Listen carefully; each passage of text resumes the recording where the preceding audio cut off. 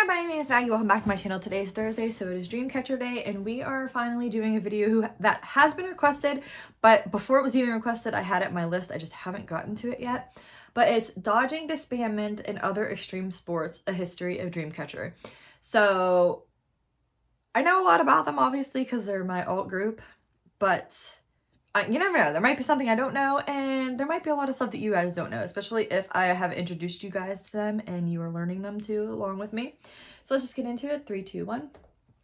A quick disclaimer before we get into it, I do not have all the facts. And obviously, not every single detail is here. Every statistic used is readily available information for anyone who wants to find it. And as always, this video is not intended to point fingers at certain groups or artists, nor start any fan wars. We've seen a video from her before this channel. Understanding the Another story group, of I forget who it Dreamcatcher. was. If you love Dreamcatcher more than CLC? anything, or you couldn't care less about them, wonderful. That's all cool. I just ask that you leave your opinions about the members, your opinions about the fandom, and your opinions about any other artists mentioned here out of your consideration for the video. Behave yourself. And also, sorry if I put my arm up here. I've been at work all day and my new tattoo's been rubbing on my shirt and it hurts. Dreamcatcher has something of a wild story.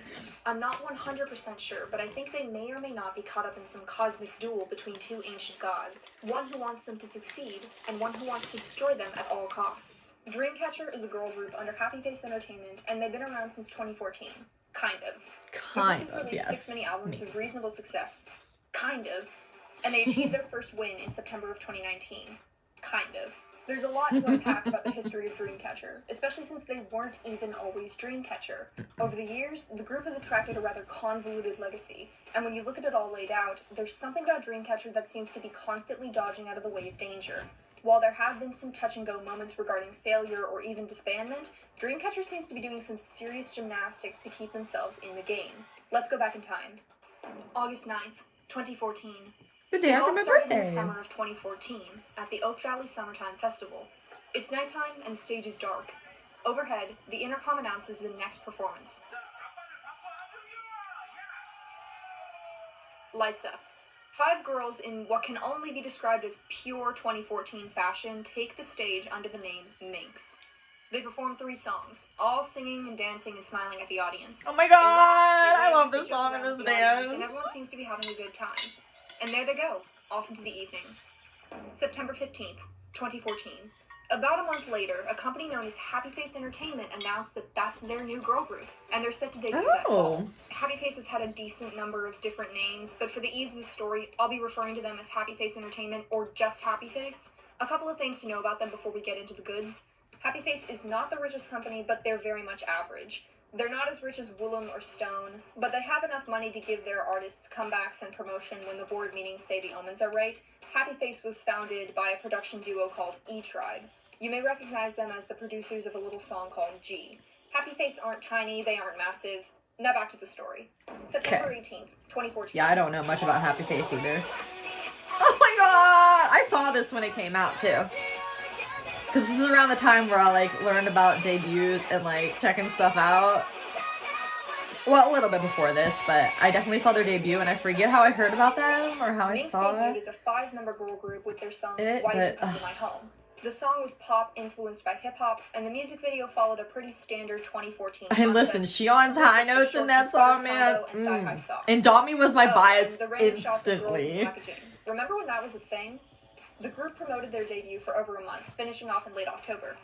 Right now, Minx looked like a proper mid-2010s girl group, a Baby Girls Day or Sistar. They debuted with some pretty intense competition, including but not limited to Very Good, La Boom, Mamamoo, Lovelies, and Red Velvet. The song didn't have a mini-album, which may or may not have been the bestest idea ever, as the song didn't quite manage to chart during the quarter. Yeah. But being a debut, there was room to grow, and maybe fortune would favor the bold. July 1st, 2015. Or maybe not. 10 months later, Minx released their first mini-album, Love Shake, in July of 2015. The song and music video were all about summer romance, and the whole thing resembled an appeal to the many, many cutesy, innocent concepts of summer girls looking for love. Now, we've talked about the 2015 scene before, but let's take another look at it. Oh My Girl debuted, Twice debuted, Red Velvet released their first full album, Girls' Generation released Lionheart. Both musically and visually, Love Shake didn't stick out from the pack. The whole thing was later described as a red ocean, meaning that there was absolutely no space for a concept like Minx's to stick out with everyone else in the industry. What Happy Face really wouldn't want right now is one of the most powerful groups in romance and dance genres to debut within 20 days of this comeback. Yeah, I was gonna say, didn't Gfriend? Yep. But also, the thing is about that song, it was, oh, what's the girl group from their company? From before Minx. Oh, shoot, what was their name? Anyways, it was their song before, but wasn't it even someone's song before that group? Or something? So it wasn't even actually an original song for Minx, so that's just weird. And also, those outfits, I mean, granted, they were cute, but, those shorts, though, they were, like, erring on the side of, like, those groups that are wearing too skimpy of outfits, and the girls are definitely not comfortable, and they weren't comfortable with that type of music anyway. But it reminded me of that girl group, and I don't know the girl group name. Please forgive me. But I believe it was 5 girls, and they wore, those short little shorts that Minx did in that video that are basically like bikini bottoms almost, but they're short little shorts for the beach, and then like the long sleeve kind of see-through like surfing type shirts. I don't know if you guys know what I'm talking about, but it was a group that obviously like didn't take off, and I don't know what their name was, but they were on the stage in those skimpy little outfits, and that one part in that Minx song, Love Shake, reminded me of that, and that's just like, why? I don't know. So also we have Gfriend, one of the most powerful debuts of the year, occurring in the same month. Let's talk numbers. Eliminating the outliers, the average sale count for a girl group debut album in 2014 was around 3,780. In 2015, the average was roughly 5,060, with outliers eliminated. Minx's debut mini-album, Love Shake, made under 2,000 sales. That's under average for both 2015 See those shorts right there that not you the have worst, on. but not the best. Now, for a lot of groups, this is unfortunately a symbol of doom. It's much harder to keep yourself afloat without some form of album unless you're a big 3 group. By splitting off their first song from their first album by nearly a year, it looked like Minx's debut project might have caved in on itself. Yeah. But the team over at Happy Face Entertainment had kind of an unconventional idea. In November of 2016, Happy Face announced that the group was going to re-debut under a new name. And I had been saying, the thing too is I had been saying I wanted a girl group like Vix. I had been saying that, and you could ask my K-pop friends. I had been saying that for so long.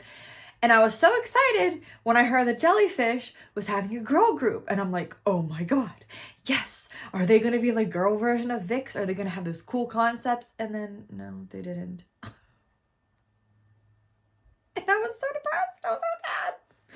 So when Dreamcatcher came out, not only did I already like the 5 members from Minx, and I loved Minx,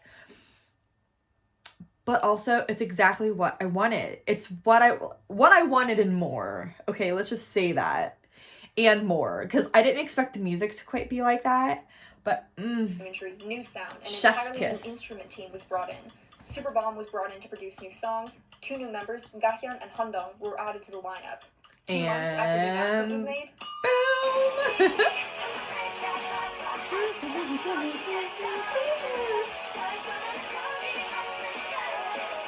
And I remember when I heard about it, I remember the day and watching it. Oh my god. The memes.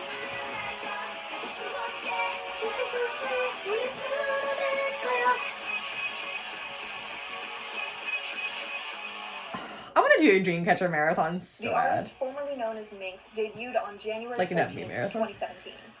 They weren't the mid-2010s cheerleaders of 2014 or the summer sweethearts of 2015. They were Dreamcatcher, a group drenched in horror and elegance with a rather Victorian spin on the supernatural. Main vocalist Xian described their new music as a style that takes inspiration from metal and rock, especially J-rock, and mixes some of their elements with a core of pop inspired by the mainstream.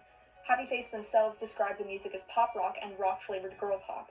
They debuted with the song Chase Me, and people immediately noticed the creativity. And also, if you listen to the B-sides, they are fantastic too, and they're all different. Establishing an anthology, where each girl represented a different nightmare. They weren't coming to you.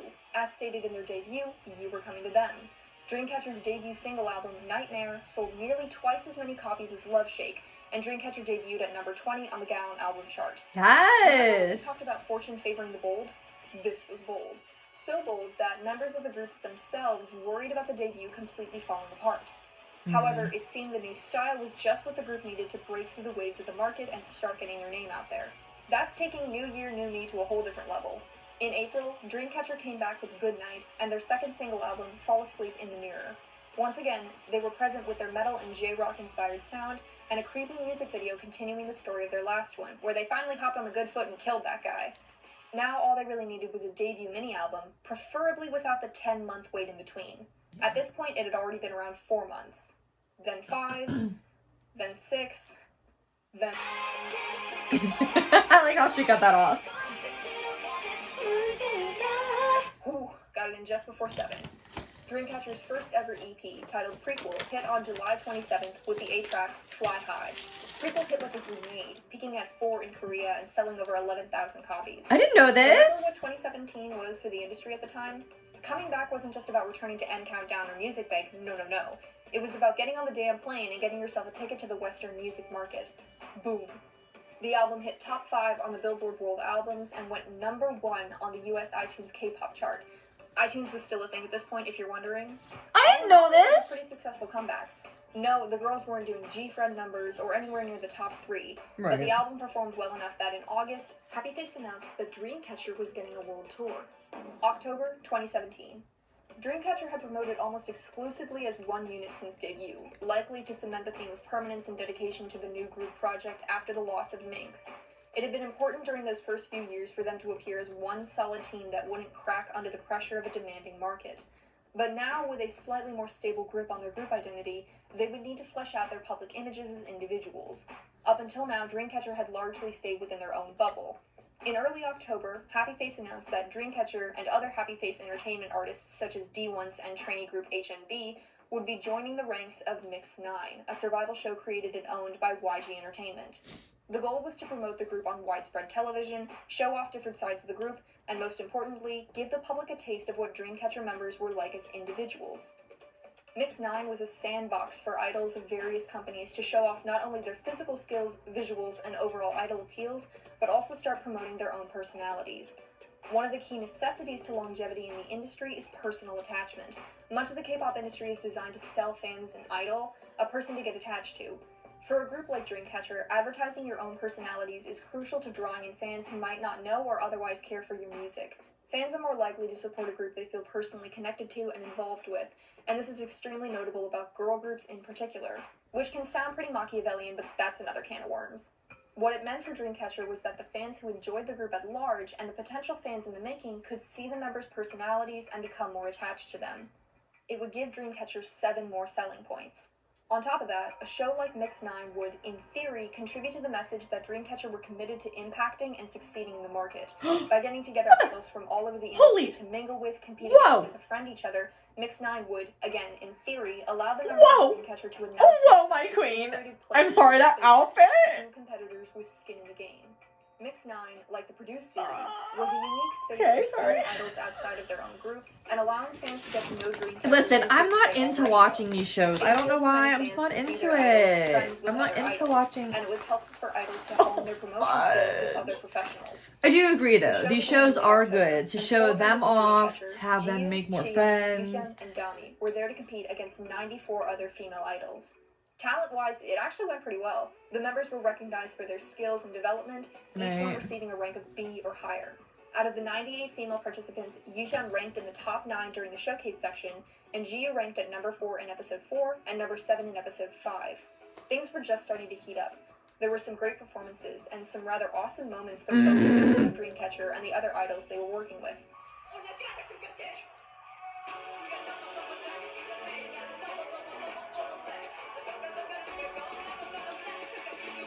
Anyone have links to like the performances the girls were in? Joining Mix 9 would only serve to help Dreamcatcher, as long as everything went according to plan. Well, about that. Uh-oh. About 3/4 of the way into the show, Dreamcatcher's activities in Mix 9 came to a sudden halt. Practically out of nowhere, Dreamcatcher packed up their stuff and never returned. Happy Face released a statement saying they were officially pulling Dreamcatcher from the show, and instead, the 4 girls would rejoin the other members and participate in a tour through Brazil. It was a mixed bag, to say the least. While the tour would certainly bring in more money, there was a goldmine of potential publicity to be found in Mix 9. The members had accumulated decent rankings, and presumably the other industry benefits of joining Mix 9 would have strengthened as the competition continued. With just 6 episodes left, the decision seemed dicey. Until, well, I don't even need to tell you, do I?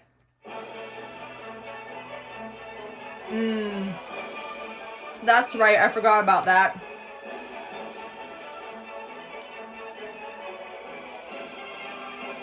So, it ended up being flatlined and everything that it could put. Upon finishing its run in December and announcing the winning group for debut, YG Entertainment canceled the entire project. Money went down the drain, months of time spent was now wasted, and YG stock completely crashed. The companies and idols involved were screwed to high hell. For all intents and purposes, Dreamcatcher had basically sailed off the island just before the volcano exploded.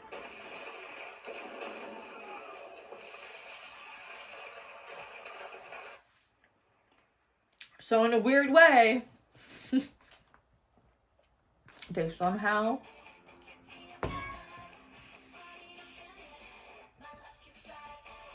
Now, it's true there's no way Happy Face could have foreseen this. No. In fact, the idol who ranked highest in the entire show was Woo Jin-young, and 3 guesses what company he came from. It can't be stated enough how damaging the failure of Mix 9 was to its participants.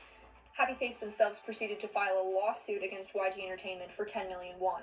Later, Happy Face started to reveal a fuck ton of the underhanded actions done by YG during the course of the show, including but not limited to YG unfairly extended contracts management period from 4 months to 3 years, which is extremely dangerous to smaller companies. Right. They coerced Happy Face and their artists into agreeing to the new terms under the threat of cancellation, refused to fulfill their side of the agreements by covering fees such as transportation, training, clothes, and so on, and refused to pay any of the money that was owed to Happy Face for use of songs, trainees, and other material. Happy Face described the entire process as the overuse of power by a large entertainment agency with strong influence. Happy Face said this of the lawsuit: "More than to be compensated for all the damages we have received, this is a symbolic amount filed in our hopes that Korean popular culture will progress healthily without the overuse of power by large companies." In early 2019, we would find out that Happy Face withdrew this lawsuit, and there is definitely some speculation about what went down behind closed doors. Regardless, it was a disaster. Now let's get back to Dreamcatcher. In all honesty, it seemed that Dreamcatcher had miraculously dodged a bullet and were promoting their music internationally with a Fly High World Tour. By the power of sheer I'm loving learning this stuff. Dreamcatcher were out promoting in the world, and by the end of the year, the world was starting to pay attention. Chase Me was included in Billboard's Best K-pop Songs of 2017 at I'm number so 9, sorry I'm and the snacking. group I was just got home crowned from work and number I'm 3 for starving. Billboard's Best New K-pop Acts. Things were starting to look up, and with that, the year wrapped. Although mini Kicking off M&Ms, 2018, I shouldn't be Dreamcatcher eating these, celebrated their but first whatever. anniversary with a fan meet. All 400 tickets sold out within minutes. While Dreamcatcher may have not been the biggest group in the world, their work in the past year had started to bring in dedicated fans. The celebration included the release of revamped material, new photo shoots, and the release of their fan-dedicated single, Full Moon. There was also an announcement of a March comeback. Time passed, they wrapped up their tour activities, and March arrived. They released their official name for the fan base, but no comeback. The month went on, no comeback. March ended, April began, and still no comeback. Eventually, Happy Face announced that the album had been delayed, and fans were starting to get antsy. Dreamcatcher did not have a good history regarding album delays, and the last thing anyone wanted was a re-debut. April closed out with no sign of Dreamcatcher. Moving into May, Happy Face was utterly vacant. None of the members were making announcements, and the radio silence was starting to scare people. What the hell was going on? Finally, something gave way. An official announcement told the fans that Dreamcatcher were named ambassadors for Microsoft's blockchain security technology. And everyone said, "Where's the album?" Bitch. What? The album. What? Come on, this isn't a comeback. Where's the comeback? I thought we were getting it.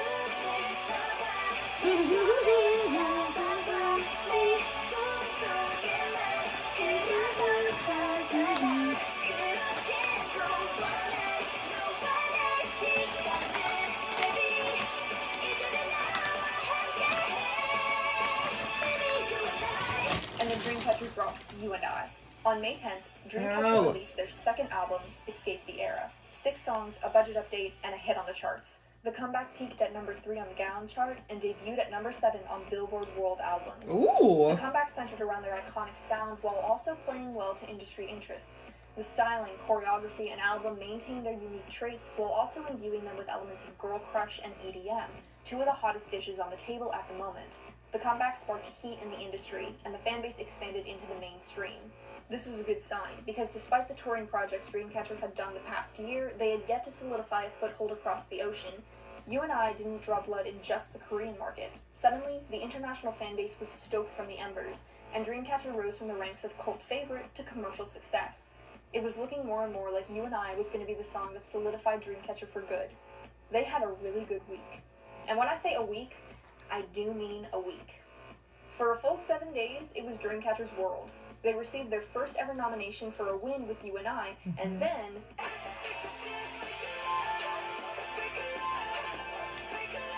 That's the only thing that's annoying about K-pop. It's like... To be fair, it didn't matter who you were shunted out the door when Love Yourself Tear dropped. Popularity disparity. Like, real quick. This video is going to end up being longer than the actual video I'm watching, but whatever. But I was going to say, that's the thing that sucks. It's like, number one, your company can't necessarily predict when a top company or a top group is going to have a comeback.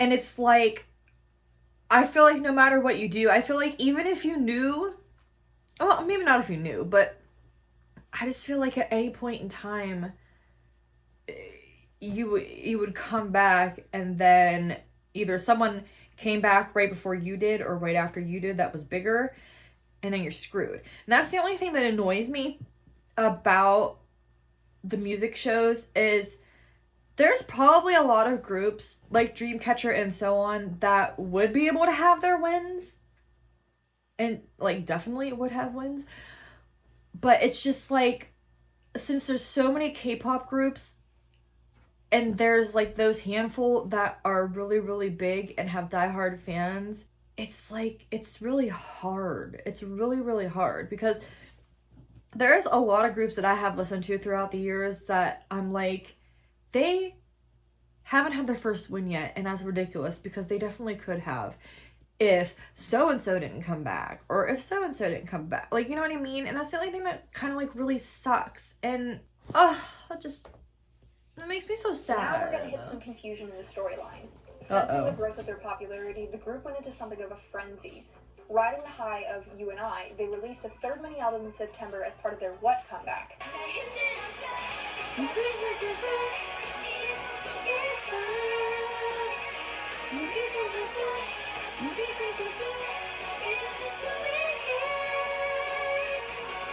It officially broke the 30,000 sales mark for a mini album.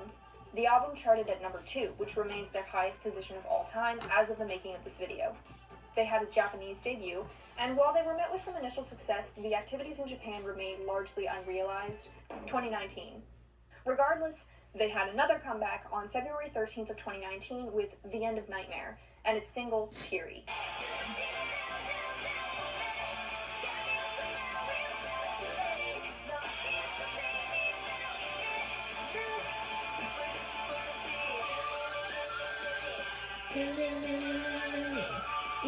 Emergency.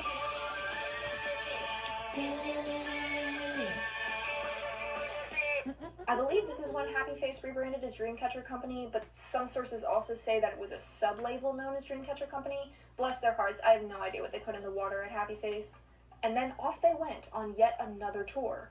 Here's where things start to get Shakespearean, and I mean that in the bucket loads of... Yeah, real quick, can anybody explain that to me? It's still Happy Face, but there's a subset of Dreamcatcher Company that Dreamcatcher's under. Can someone explain that to me? Is it just so that they have their own team? Maybe? Because since they are a smaller company, but not teeny, is it... like, is that why? Is it separated into Dreamcatcher Company because that's their way of maybe separating and having their own set, like, managers, stylists, and all that? Because you know how, like, some like some companies that are smaller, you don't necessarily have like set like a set team that works with you.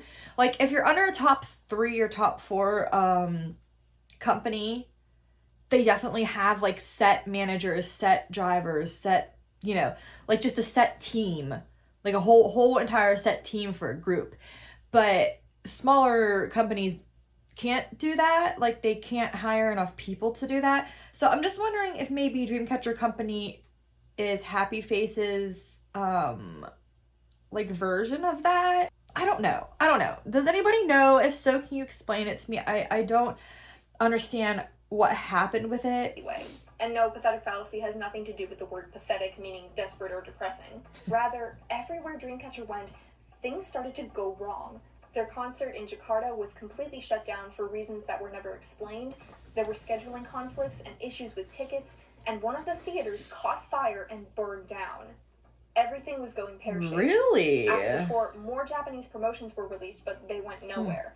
In hopes of reigniting fan morale, the group opened applications for their official fan club that summer, but even then, little news came out of it and the whole affair slipped under the waves. And I didn't know, and I'm so mad. Everywhere, and their comebacks were reaching decent upfront numbers. You guys, let me know when their next fan club thing opens, please. No matter how frequent, because I didn't realize that it was open, and I didn't get to order it till it was too late by the time I knew. The spaghetti wasn't sticking to the wall, and after a few weeks of initial success, Dreamcatcher's prominence would fade and take a backseat to everyone else in the industry. They seemed to be relying almost entirely on reappearance power, but in the grand scheme of things, it seemed that not many people outside the immediate fandom would notice that they went silent. Dreamcatcher's streak of good luck had short-circuited, and the members were rightfully exhausted. It was time to take a break, get some air, and come back when everyone was good and ready. In the meantime, Happy Face did what they do best, something unconventional. Happy Face started having board meetings with Vespa, an indie game developing company based in South Korea. Hello. Yes, handshake. A handshake for you. I like your tie. I'm not wearing a tie. Have a handshake. I heard the food would be provided. I lied. Hello. Your hands are very warm. What if we kill one of the members and have her come back from the dead? So here's my idea. Give you a big fucking sword. Yes, exactly. Brilliant. I was thinking the same thing. Fantastic. That's all I've ever wanted. Match made in heaven. That's all I've ever On wanted. September 18th, we finally saw what all those board meetings had been about.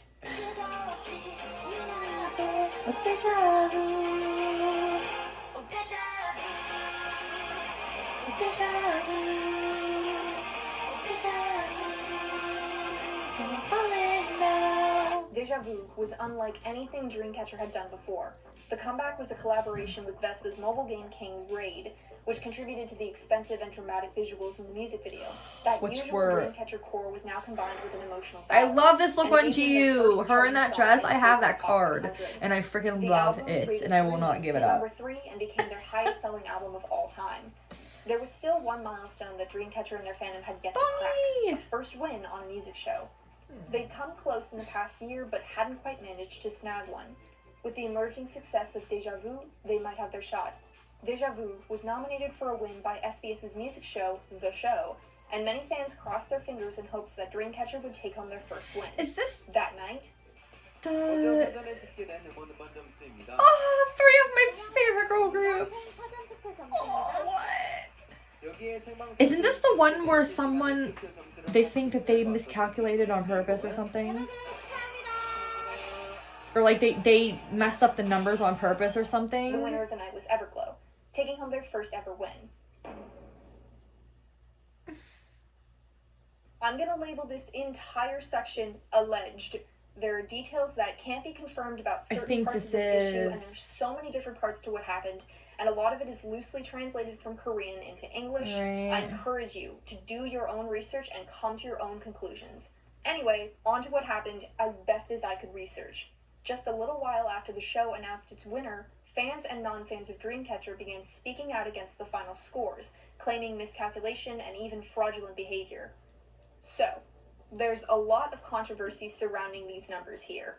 After the controversy gained some traction, a few fans started to claim that these numbers were already confirmed accurate and that the controversy was based on lies. As of now, there is absolutely no confirmation on any website in any language from any source that these numbers are accurate. Yes, if you add these numbers straight down, you do get 7,861 and 7,850. However, the addition Poor of these numbers CLC. isn't what the outrage was about.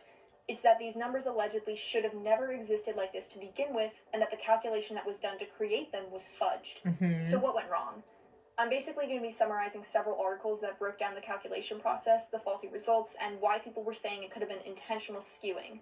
All of this information is readily accessible. I encourage you to look at them. One of the primary articles I'm looking at is this one by XDoubleStar, who, while not a website I'm deeply familiar with, provided a decent amount of verifiable information. I'm going to be paraphrasing a lot from them. Credit to the breakdown goes to XDoubleStar. Basically, row 2 is where fans claim things went wrong. According to XDoubleStar, we can establish beyond reasonable doubt that wrongdoing took place. Basically, 3 major things happened here. The first is that several points were shaved off of Dreamcatcher's YouTube score. Here is the viewer board of the show. Based on the show's own data, the score Dreamcatcher should have received was 1,472 points, higher than what they were actually given, which means the show had data that gave one result, and yet somehow another number showed up. But the second thing happened in the category Expert Preferences. What is Expert Preferences? It's basically a category where the broadcast can award points to groups based on what they claim are preferences of experts. But this category has long been disputed by practically every fandom in the industry and even some companies, and is largely considered a place where shows just skew points to favor certain groups. In this episode of the show, CLC and Everglow both received full scores of 1,500 points for expert preference, and Dreamcatcher received a 0, which came as a shock to some people. But even with a 0, Dreamcatcher still would have won. In order for Dreamcatcher to receive the lower final score that they did, the experts had to have given them less than the minimum amount of 0 and then masked it by announcing 0. Here's how that works, and again, these are all just claims as far as I know. Let's say that all the other data the show published in this section, except for expert preferences, was completely accurate. Now, let's remember that the minimum score for expert preference is apparently 0. When you calculate the full score giving Dreamcatcher an absolute 0 in expert preferences, their final score for this section is 1,972 points. But the final score that the show released for Dreamcatcher was 1,850, 122 points below the possible minimum score. How did the show give them a score over 100 points below the minimum? Fans are saying that they gave Dreamcatcher negative points in this category. Allegedly, Dreamcatcher was given negative points in a category where you can't get negative points, which would mean that their score was deliberately subtracted. Dreamcatcher would have been given a false score on behalf of the show, and if these weren't simple computer errors, this would be cheating. Several fans and non-fans alike recalculated the scores using the minimum possible of 1,472 points. And based on the results, even if Dreamcatcher had scored an actual 0 in expert preference, which again is absurd to begin with, they still would have beaten Everglow for first place. This led many fans to conclude that the show fudged Dreamcatcher's score and even subtracted points from it so that they could edge them in just under Everglow. If this is what happened, subtracting points from a group's score is tampering with a group's ability to win, and that directly impacts a group's success in the industry. So it's not really a surprise that some fans were disappointed and untrustworthy after the strange results were posted. Headspace is meditation made simple, helping you stress less, sleep soundly, and feel less anxious. Now, it's time to remember that this is not, under any circumstances, Everglow's fault. No, it's not Everglow's fault, and they're another one of my alts, so it doesn't make me mad that they won, they're a monster rookie group with tons of support. In the end, this is just as much a blow to Everglow as it is to Dreamcatcher. Everglow worked extremely hard to get where they are, and the last thing they'd want is a fraudulent first win, especially regarding all the heated tensions around rigging right now. And of course, this is not the first time a music show has given a win to the wrong group. In May of 2016, KBS's Music Bank gave first place to AOA for Good Luck, when the actual win belonged to Twice for Cheer Up. In May of 2019, Mnet's and Countdown gave first place to New East for Bet Bet, when the win really belonged to Oh My Girl for the 5th season.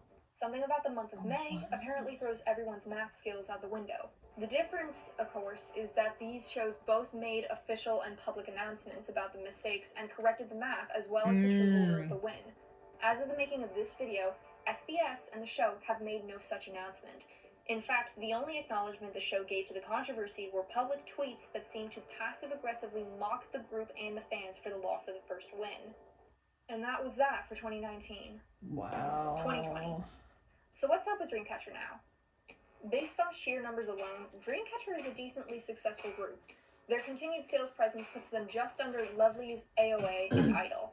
Given their commercial sales and consistent comeback rate, I feel comfortable saying that they're not going anywhere anytime soon. I hope not. It could be that this underrated narrative comes from a lack of blockbuster success internationally or top 3 status, and as such causes them to fall into the shadows in the eyes of many international fans. It could also be, and this is my personal hypothesis, that many of the struggles Dreamcatcher has gone through point out a distinct attempt by shadier parts of the industry to stifle the growth of an unconventional group.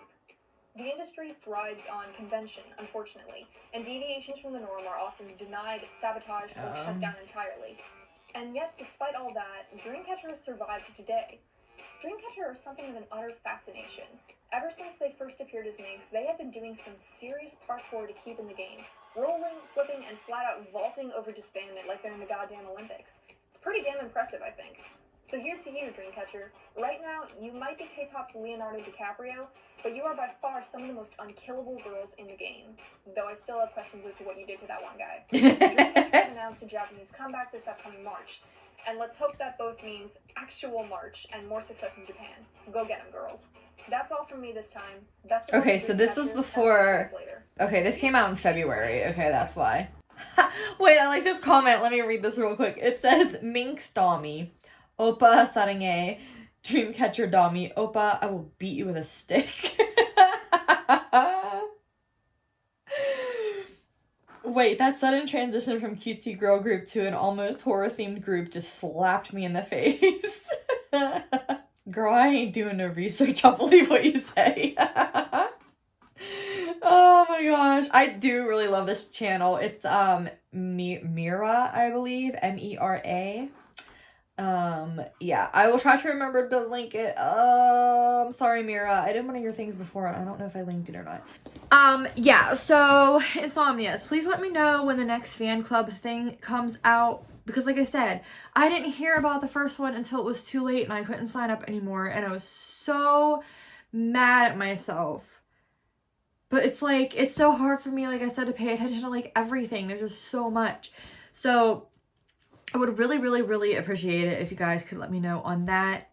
And then, also, I said this in another video, but what video was it? I don't think it was a Dreamcatcher video though. But I'm crossing my fingers that I have enough money to purchase the concert ticket and the merch. I'd like to do the package where you get the merch, the live, and the video on demand. I would love to have the extra like photo cards and the sound check, but I'm not paying all that extra money for it. If I had it, I would, but I do not have it right now to be spending that much extra. But I did want to say, if anybody does purchase that package, if you could just like let me know what it was like to see the sound check, I'd be interested. Actually, you know what? That might be kind of cool to add another, I don't know where I would add it though, but if I could add another picture frame like these ones that I still have to show you guys. Oh my god, you guys, I really need to do that. You guys need to remind me. I always forget until I'm filming, and then I don't do it after I film because I forget again. But like another thing like these, and put the lenticular cards and the ticket in, that'd be kind of cool. Ideas. Oh, but also I wanted to say, and sorry for that, I have a neighbor with a motorcycle and he's really annoying. But also, I have to say, I am kind of shocked that my Dreamcatcher days, my Dreamcatcher videos get so many views. I never thought, I don't know why, I just didn't think my Dreamcatcher videos would get as many views as they do. I mean, they're pulling the same amount of views pretty much as like my Gfriend and Mamamoo days and Twice days. Like, I'm kind of shocked, like in a good way. I'm so glad they are. I keep looking to see like the stats on my videos. Like, I'll check it periodically, and like I might check it a few times, like 1 or 2 times the day it goes up, and then like once it's been like a week kind of, I go back and check all the videos like from a week ago, and it's just, yeah, it's crazy. Oh, and also we are, I think, like 4 people away as of filming So by the time this goes up, we're probably going to be past that. But we are 4 subscribers away from 1,800. 1,800 of you. Holy, what is happening? This channel is growing so fast, and I am shocked, and I'm so freaking excited. I love it, you guys. And yes, I saw a comment, and I have to reply to my comment chat today. I haven't done it. I wanted to come straight home and film. But I saw someone that said, wait, you have a Discord? Yes, you guys, we now have a Discord, so we can chat. You can send me requests. You can send memes. You can send me requests for my other channel. But yeah, please, there is a Discord down below. Please join it, you guys. Come join it. Come chat with us. Make new friends. Chat with me. I usually always have Discord open on my computer whenever I'm home. So whenever I'm not at work and not sleeping, it is open, and I just wait to see if there's any of the red, like the red dot or whatever that shows me there's a notification. So like, seriously guys, I am around to chit chat. Like I said, I didn't want to do anything that's money driven yet because I do not have a big enough fan base for that, nor do I think I'm special enough to be making any money. But maybe one day we'll get a Patreon or something, and I can do reactions over there that like I can't do here, because that would be really, really fun. I want to do that not for the money, but just to do it so you guys can see it. But I'm not gonna lie, the little bit of extra money would be nice. Not going to lie, but that is not my reasoning that I'm doing this at all, and I hope you guys can tell that. But yes, please, Discord down below, a second channel down below, Instagram down below, our schedule down below. Everything is in the description, so check it out of every single video. I am gonna let you guys go because this is gonna be a really long video. I'm gonna have to edit some stuff out, but I love you guys. Please like, comment, subscribe, hit the notification bell so you're notified of all my future videos. Like I said, check out everything down below, and I will see you guys in the next video. Thanks for watching. Bye.